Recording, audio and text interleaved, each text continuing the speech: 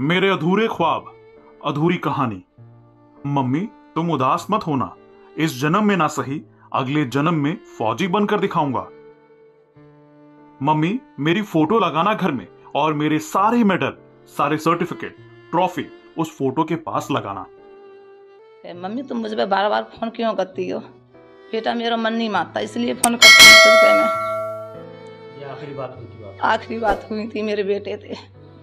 बेटा ने कहा मम्मी अब तुम टेंशन लिखा दो, अब मैं दोनों भाई मिलकर हम प्राइवेट ही कर लेंगे। मम्मी अब मैं भी लिखा रहा हूँ, सरकारी नौकरी की टेंशन अब तुम भी लिखा दो। पापा मम्मी मैं इस जन्म में तो फौजी नहीं हूँ।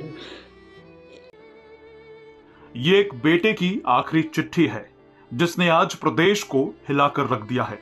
जो भी इस चिट्ठी को पढ़ रहा है आंखों में आंसुओं को रोक नहीं पा रहा है। जी हां, ये कहानी अलीगढ़ के लोधा थाना क्षेत्र के जिरौली डोर गांव के रहने वाले दीपू की है। दीपू ने बचपन से ही सेना में भर्ती होने के सपने देखे थे। वैसे ही कपड़े लेता था, गेटअप भी वही रखता था। दीपू के जज्बे को देख परिवार ने भी उसका साथ दिया और नोएडा में वो रहकर 4 साल से सेना में भर्ती होने की तैयारी कर रहा था। लेकिन 30 जनवरी को अग्निवीर के आए रिजल्ट में उसका सिलेक्शन नहीं हो सका, जिसकी वजह से वो डिप्रेशन में चला गया। दिन रात आंख तो खुली रहती थी, लेकिन रिजेक्शन की वजह से दीपू ने पहले एक चिट्ठी लिखी और फिर सबको छोड़कर चला गया। दीपू के इस तरह चले जाने पर उसका परिवार काफी गमजदा है। परिवार में पिता, मां, बहन, भाई, दोस्त हर कोई हैरान है। बार बार सब दीपू को याद कर रहे हैं और उसकी लिखी चिट्ठी पढ़ रहे हैं।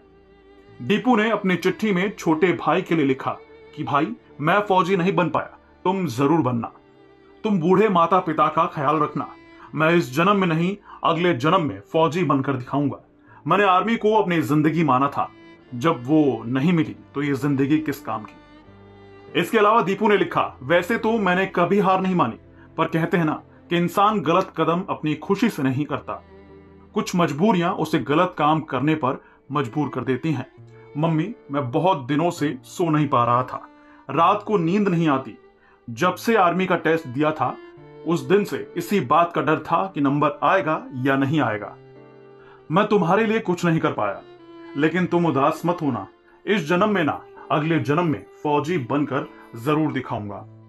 अमन को अच्छे से रखना, प्रियंका की शादी अच्छे से कराना, मैं ऊपर जाकर सब देखूंगा। रोहित माफ करना मेरे दोस्त, जिंदगी भर का साथ निभाने का वादा किया लेकिन तुझे अकेला छोड़कर जा रहा हूं। मेरे भाई अमन का ध्यान रखना। उन्होंने कहा कि उन्हें बहुत उम्मीद थी, क्योंकि उन्हें पता था कि जिस तरह से मेहनत दीपू कर रहा है वो कहीं ना कहीं रंग जरूर लाएगी, और जो गरीबी परिवार मौजूदा वक्त में देख रहा है वो जल्द उनके परिवार से हट जाएगी। मेरे बेटा ने यूँ की थी कि मेरे बेटा 2-4 साल से क्या कहते हैं अपनी मेहनत कर रहा, सड़क में दौड़ कर ही उसने खून पसीना बहा सड़क में, लेकिन मेरा बेटा कोई कामयाबी नहीं आया मेरे बेटे को। तो ऐसा उन्होंने सुसाइड क्यों किया? उसने ऐसा किया कि मेरा बेटा पहले प्राइवेट करता था, प्राइवेट छोड़ के उसने लंबा दोबारा डाला, तो उसने 3-4 महीने की फिर पढ़ाई करी थी आर्मी की, और पढ़ाई के बाद फिर टेस्ट हुआ, टेस्ट में फिर मेरे बेटा का रोल नंबर नहीं आया। फिर दोबारा आते भी मेरिट खुली, मेरे बच्चे ने दोबारा आते भी देखा तो उसमें भी नहीं नंबर आया। फिर मेरे बेटा ने अपने माँ बापों की मतलब खुशी के लिए क्या कहते हैं मैं अपने माँ बाप का सपना पूरा नहीं कर पाया, तो मेरे बेटा ने आत्महत्या कर ली थी। मुझे तो ऐसी सूचना मिली कि मेरे बेटा ने लेटर लिखा था, उस लेटर में जी लिखा था कि मम्मी पापा अपना ध्यान रखना, मैं तो कुछ कर नहीं पाया तुम्हारे लिए, लेकिन जब तुम्हें याद आवे तो ऊपर बादल में तारे को देख लेना।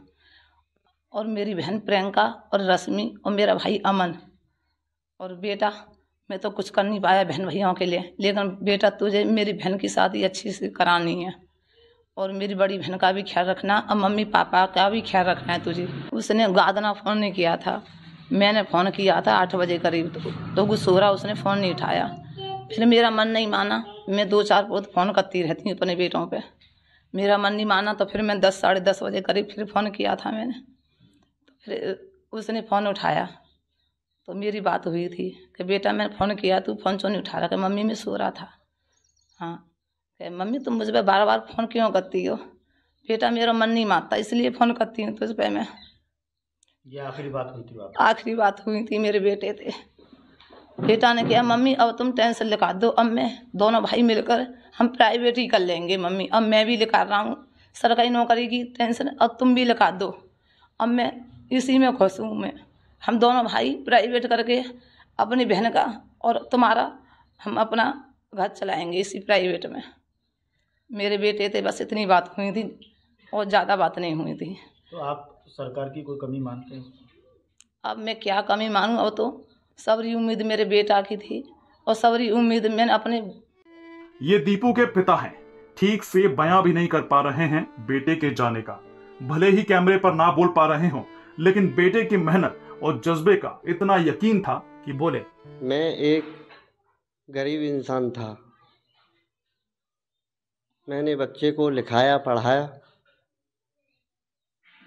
अच्छे से अच्छे सपने देखने की कोशिश की अपने बच्चे के लिए।